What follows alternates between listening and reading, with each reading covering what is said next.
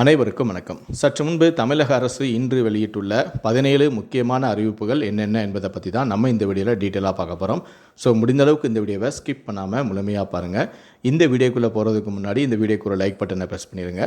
நீங்கள் இதுவரைக்கும் என்னோட சேனலில் சப்ஸ்கிரைப் பண்ணாமல் இருந்தீங்கன்னா மறக்காமல் சப்ஸ்கிரைப் பண்ணிக்கோங்க. கூடவே அந்த பெல் சிம்பிளையும் மறக்காமல் கிளிக் பண்ணிக்கோங்க. சரி, வாங்க இப்போ நாம் வீடியோக்குள்ளே போகலாம். முதல் அறிவிப்பு. தமிழ்நாடு முதலமைச்சர் மு.க. ஸ்டாலின் புதுக்கோட்டை மாவட்டத்தில் 10ஆம் தேதி இன்று காலை 11 மணியளவில் 767 கோடி மதிப்பீட்டில் புதிய திட்டங்களுக்கு அடிக்கல் நாட்டி முடிவுற்ற பணிகளை திறந்து வைத்து நலத்திட்ட உதவிகளையும் வழங்குகிறார். திருச்சி மாநகரில் பகல் 12:30 மணியளவில் 10 கோடியில் மூத்த குடிமக்களின் நல்வாழ்வை மேம்படுத்திட 25 முதியோர் மனமகிழ் வள மையம் அன்பு சோலை திட்டத்தையும் அவர் தொடங்கி வைக்கிறார். இரண்டாவது அறிவிப்பு.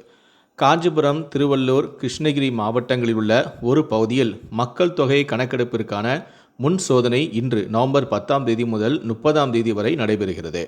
பொதுமக்கள் ஒத்துழைப்பு வழங்க வேண்டும் எனவும் அறிவிக்கப்பட்டுள்ளது. மூன்றாவது அறிவிப்பு.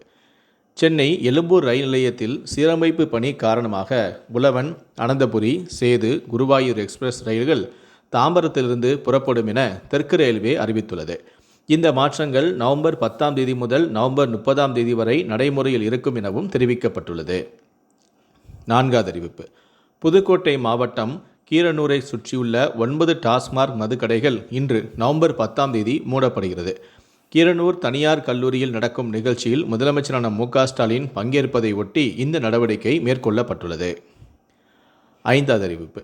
கடந்த ஆகஸ்ட் மாதம் நடந்த பிஎட், எம்எட் செமஸ்டர் தேர்வெழுதிய மாணவர்கள் விடைத்தாள் நகல், மறுகூட்டல் மற்றும் மறுமதிப்பீட்டுக்கு விண்ணப்பிக்க இன்றே நவம்பர் 10ஆம் தேதியே கடைசி நாள் என ஆசிரியர் கல்வியியல் பல்கலைக்கழகம் தெரிவித்துள்ளது. விடைத்தாள் நகல், மறுகூட்டல் மற்றும் மறுமதிப்பீட்டுக்கு விண்ணப்பித்த பிஎட், எம்எட் மாணவர்களின் விவரங்களை சம்பந்தப்பட்ட கல்லூரிகளின் முதல்வர்கள் நவம்பர் 13ஆம் தேதிக்குள் பல்கலைக்கழகங்களுக்கு ஆன்லைனில் சமர்ப்பிக்க வேண்டும். ஆறாவது அறிவிப்பு. தமிழ்நாடு நிதித்துறை வெளியிட்டுள்ள அறிக்கையில் தமிழ்நாடு அரசு மொத்தம் 3000 கோடி மதிப்பில் 7 ஆண்டுகால பிணைய பத்திரங்கள் 1000 கோடி, 15 ஆண்டுகால பிணைய பத்திரங்கள் 1000 கோடி மற்றும் தமிழ்நாடு அரசின் 7.14% பிணைய பத்திரங்கள் 2035 மறு வெளியீடு 1000 கோடி என ஏலத்தின் மூலம் விற்பனை செய்ய இருப்பதாக அறிவித்துள்ளது.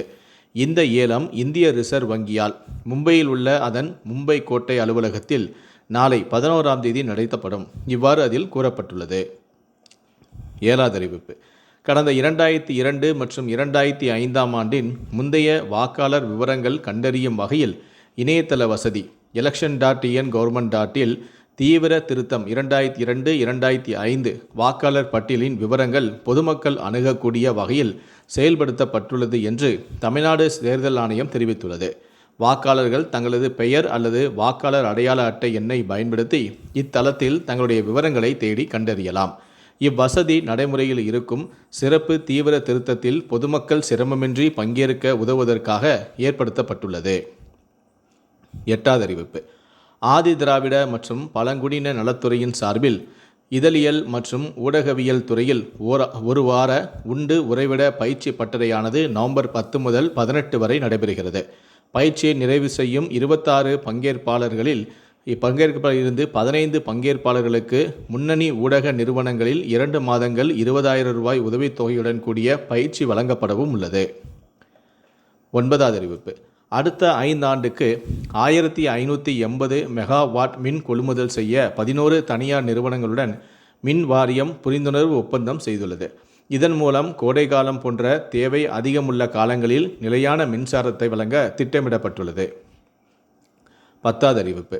காவல்துறை உயர் அதிகாரிகள் ஆய்வாளர்களுக்கு கடும் எச்சரிக்கை விடுத்துள்ளனர். குற்றங்களை தடுக்க முன்கூட்டியே திட்டமிட்ட நடவடிக்கைகளை எடுக்காத ஆய்வாளர்களுக்கு பதவி உயர்வு வழங்குவதில் சிக்கல் ஏற்படும் என இந்த எச்சரிக்கை விடப்பட்டுள்ளது. இது காவல்துறையின் செயல்திறனை மேம்படுத்துவதற்கான முக்கியமான நடவடிக்கையாக கருதப்படுகிறது. அதன்படி பழிக்கு பழி வாங்க துடிக்கும் நபர்களை முன்கூட்டியே அடையாளம் கண்டு கண்காணிக்க வேண்டும். குடும்ப சண்டைகள், சொத்து தகராறுகள், பழைய பகைமைகள் போன்றவற்றில் ஈடுபடுபவர்கள் மீது சிறப்பு கவனம் செலுத்த வேண்டும். இவர்களின் நடமாட்டத்தை தொடர்ந்து கண்காணித்து குற்ற செயல்களில் ஈடுபடுவதற்கு முன்பே தடுக்கும் நடவடிக்கைகள் எடுக்க வேண்டும். 11வது அறிவிப்பு.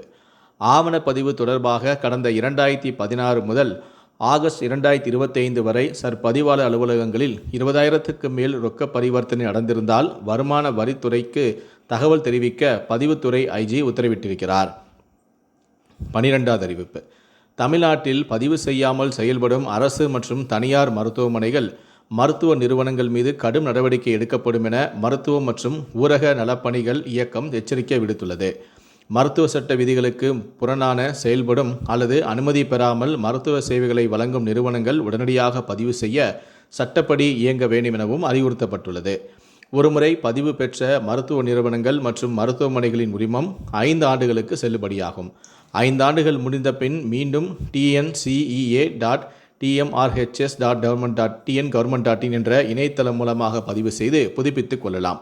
பதிவு செய்யாத மருத்துவமனைகள், நிறுவனங்கள் 2026 ஜூன் மாதத்திற்குள் சம்பந்தப்பட்ட மாவட்ட அலுவலரிடம் பதிவு செய்ய வேண்டும். இதற்கான கால அவகாசத்தை நீடிக்கவோ சலுகைகள் வழங்கப்படவும் மாட்டாது என தெரிவிக்கப்பட்டுள்ளது. 13வது அறிவிப்பு.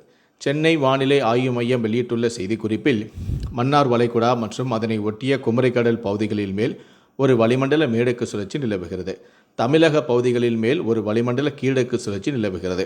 இதன் காரணமாக 12ஆம் தேதி தஞ்சாவூர், திருவாரூர், நாகப்பட்டினம், மயிலாடுதுறை ஆகிய டெல்டா மாவட்டங்கள் மற்றும் புதுக்கோட்டை, சிவகங்கை, ராமநாதபுரம், விருதுநகர், மதுரை, சிவகங்கை, தூத்துக்குடி, திருநெல்வேலி, கன்னியாகுமரி, நீலகிரி, கோவை, திருப்பூர், திண்டுக்கல், தேனி, தென்காசி மாவட்டங்களிலும் 13ஆம் தேதி கோவை மாவட்ட மலைப்பகுதிகள், நீலகிரி, திண்டுக்கல், தேனி, தென்காசி, கன்னியாகுமரி, திருநெல்வேலி மற்றும் தூத்துக்குடி மாவட்டங்களிலும் ஓரிரு இடங்களில் கனமழை பெய்ய வாய்ப்புள்ளது.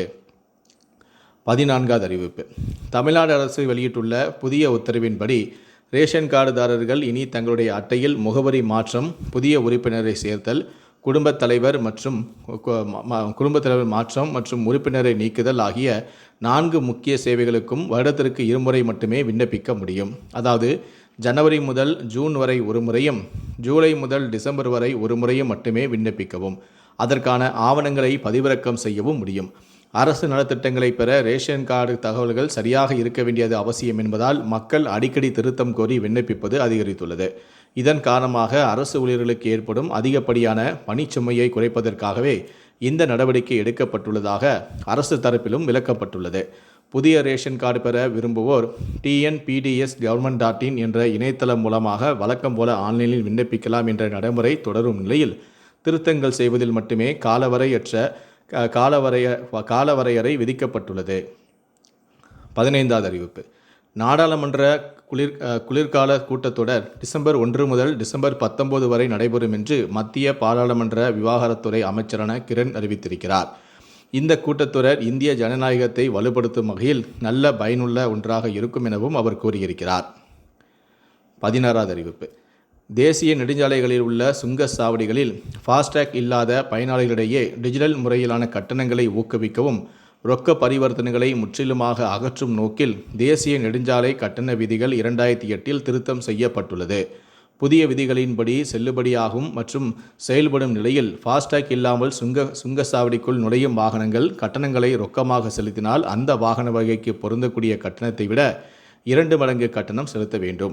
அதே சமயம் UPI மூலமாக கட்டணத்தை செலுத்தும் பயனர்கள் பொருந்தக்கூடிய கட்டணத்தில் 1.25 மடங்கு மட்டுமே செலுத்தினால் போதுமானது.